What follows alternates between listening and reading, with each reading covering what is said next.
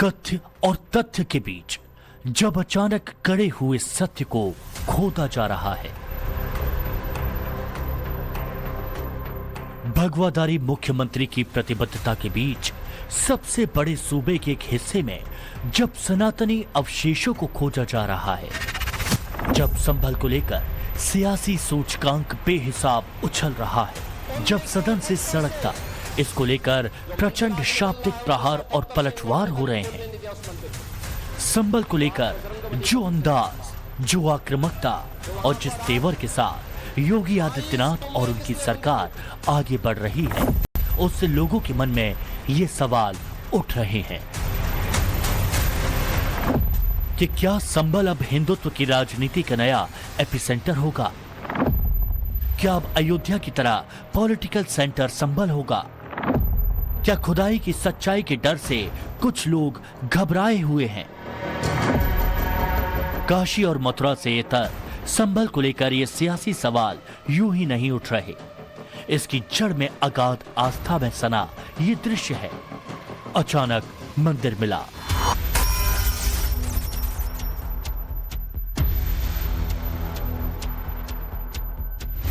ताला खुला, साफ सफाई हुई, नामकरण हुआ, पूजा पाठ शुरू हुई और मेला सा लगा हुआ है।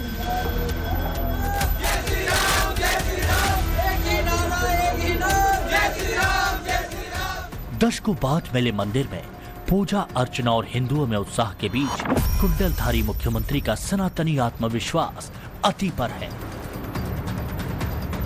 मुख्यमंत्री योगी आदित्यनाथ ने अपना भाषण संभल से शुरू किया और संभल पर ही जाकर खत्म किया।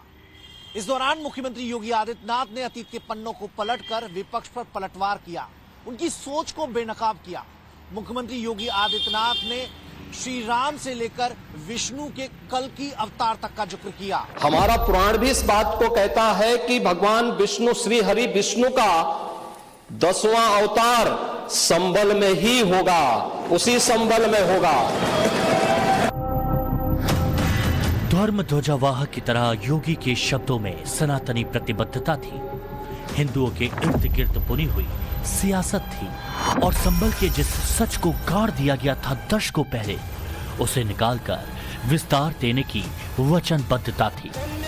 हालांकि अगाध विश्वास से भरे योगी आदित्यनाथ यूं ही नहीं विधानसभा में ये पौराणिक भविष्यवाणी कर रहे थे। तो आज बजरंगबली का मंदिर निकल रहा है, जो वहां पर आज 22 कुएं किसने बंद किए थे?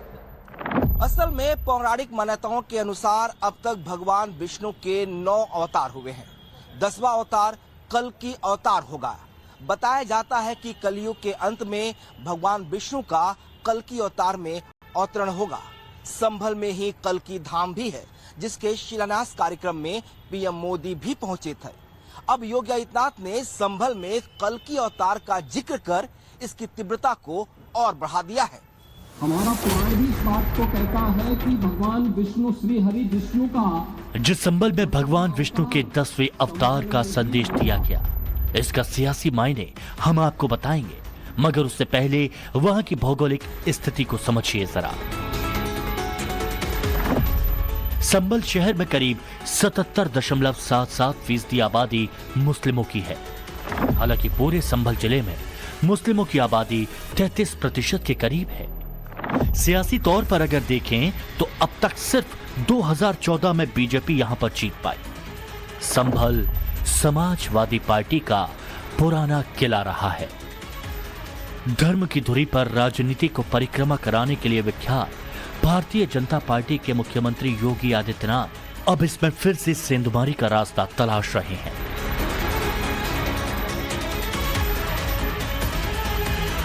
कुंदरकी में लोगों को अपनी जड़ें याद आने लग गई हैं। अब आपने देखा होगा उन लोगों के वक्तव्य को, डिजिटल मीडिया में थोड़ा अवलोकन करिए और देखिए वहां पे जब लोग चिल्ला चिल्ला के बोल रहे हैं कि इन विदेशियों से पिंड छुड़ाना है। जिस वक्त योगी आदित्यनाथ लखनऊ में ये थ्योरी दे रहे थे, कमोबेश उसी वक्त 425 किलोमीटर दूर संभल में पुलिस प्रशासन की सक्रियता अति पर थी। जो मंदिर मिला था वहां भव्य पूजा पाठ हो रहा था। गली गली कुएं खोजे और खोदे जा रहे थे। दरअसल संभल में इस वक्त 4 लेयर एक्शन प्लान पर काम हो रहा है। पहले शाही जामा मस्जिद का सर्वे हुआ। सर्वे के बाद जो बवाल हुआ, अब उन पत्थरबाजों पर कार्रवाई की जा रही है। दूसरी ओर शहर के बिजली चोरों पर भी एक्शन लिया जा रहा है। इस दौरान 4 दशक से बंद पड़ा मंदिर भी मिला। अब मंदिर की खोज के बाद कुएं की खुदाई शुरू हो गई है और धीरे धीरे कार्रवाई विस्तार ले रही है।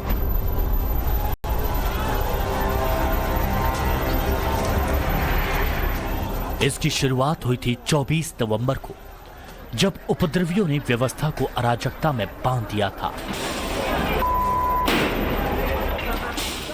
जब शाही जामा मस्जिद में सनातनी तत्व की खोज के लिए सर्वे की टीम के पहुंचने पर हिंसक भीड़ बेकाबू हो गई थी। इस घटना को लेकर भी मुख्यमंत्री योगी आदित्यनाथ ने सदन में बड़ा खुलासा किया। और सर्वे के कार्य के दौरान पहले 2 दिन कोई भी शांति भंग नहीं हुई। तीसरे दिन जब 23 नवंबर को जुमे की नमाज के पहले और जुमे की नमाज के दौरान जिस प्रकार की तकरीरें दी गई, उन तकरीरों के बाद माहौल खराब हुआ और फिर उसके बाद जिस प्रकार की स्थितियां की गई थी वो सबके सामने है। जिस शाही जामा मस्जिद के अस्तित्व पर तर्क युद्ध छिड़ा है, उसी पर दावों के बीच तब एक मानचित्र जारी हुआ था, जिसमें संभल में सनातनी सेंटर का जिक्र था, जो प्रमाणित कर रहा है कि संभल में कहां कहां मंदिर, धर्मशाला और कुआं हुआ करता था। स्कंद पुराण के आखिरी खंड में, वराह खंड में, ये इस नक्शे का जिक्र है।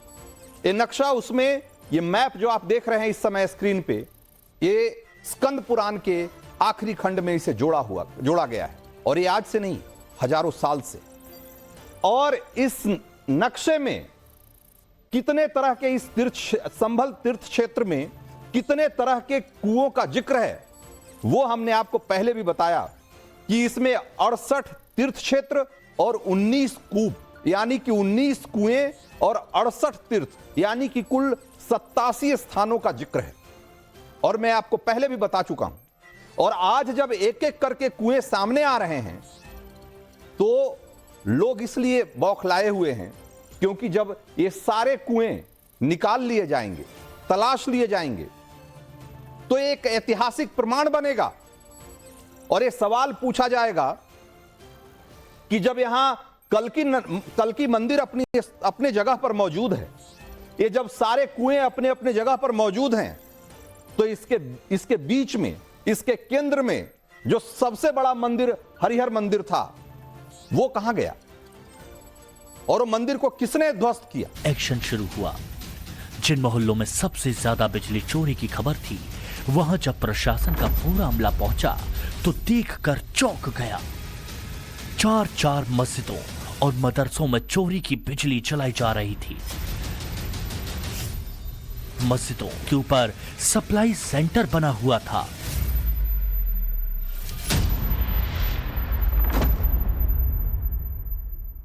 अब देख रहे हो, धार्मिक स्थल से बिजली चोरी, यानी बिजली के मिनी स्टेशन संचालित हो रहे हैं। हम तो ये सोच रहे थे कि मिनी स्टेशन पावर कारपोरेशन ही चला रहा है। अब वहां पर कई मस्जिदें ऐसी पाई गई जिन मस्जिदों के ऊपर एक इलीगल सब स्टेशन बना करके वहां से कनेक्शन बांटे गए थे लोगों को फ्री में। लाइन लॉस प्रदेश के अंदर, उत्तर प्रदेश के अंदर लाइन लॉस पावर कारपोरेशन का ये 30 से कम है। और संभल कस्बे में वहां पर 2 मोहल्ले हैं, एक दीपा सराय और एक मियां सराय, है ना। इन दोनों में लाइन लॉस 78% और 82% है। संकेतों में जिसका जिक्र कर रहे थे योगी आदित्यनाथ, उसी की तस्वीर जरा देख लीजिए। मस्जिदों से कैसे अवैध सप्लाई चल रही थी बिजली की। बिजली चोरी पकड़ने के लिए प्रशासन की पूरी फौज उतरी हुई है संभल के तमाम मोहल्लों में। आला अधिकारी जब गली गली घूम रहे थे तभी नजर पड़ी उस सच पर जो पिछले 40 बरसों से दीवारों में कैद था।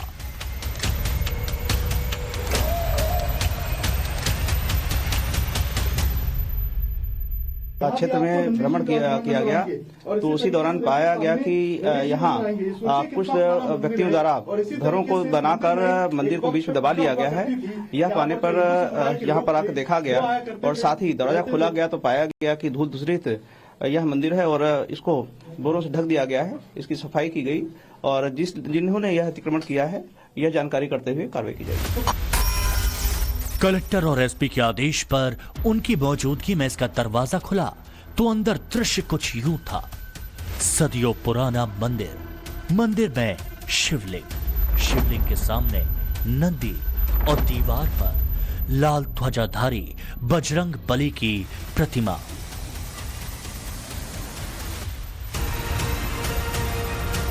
चालीस बरस से यह मंदिर यूं ही पड़ा हुआ था मगर एक दरवाजे में बंद कर दिया गया था। मंदिर धीरे धीरे अतिक्रमित हो रहा था। बंद मंदिर के इतिहास के पन्ने फड़फड़ाने लगे।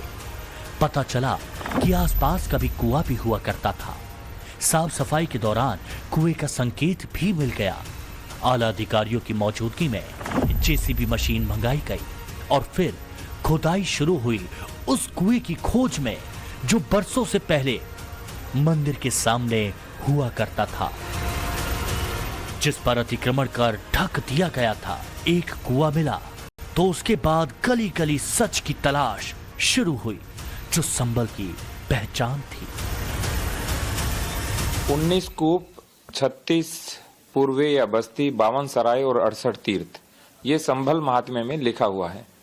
19 कूप के अतिरिक्त अनेक सारे कुएं भी हैं यहाँ पे। लोगों की अनभिज्ञता और अजागरूकता के कारण या कई बार लापरवाही के कारण या अतिक्रमण के कारण बहुत सारे कुएं वो दबा दिए गए हैं। कहीं मस्जिद के बाहर पाट दिया गया कुआं मिला, कहीं गली में भरकर रैंप पर बना दिया कुआं फिर से खोदा गया। कहीं मिट्टी मिली, कहीं मूर्तियां मिली।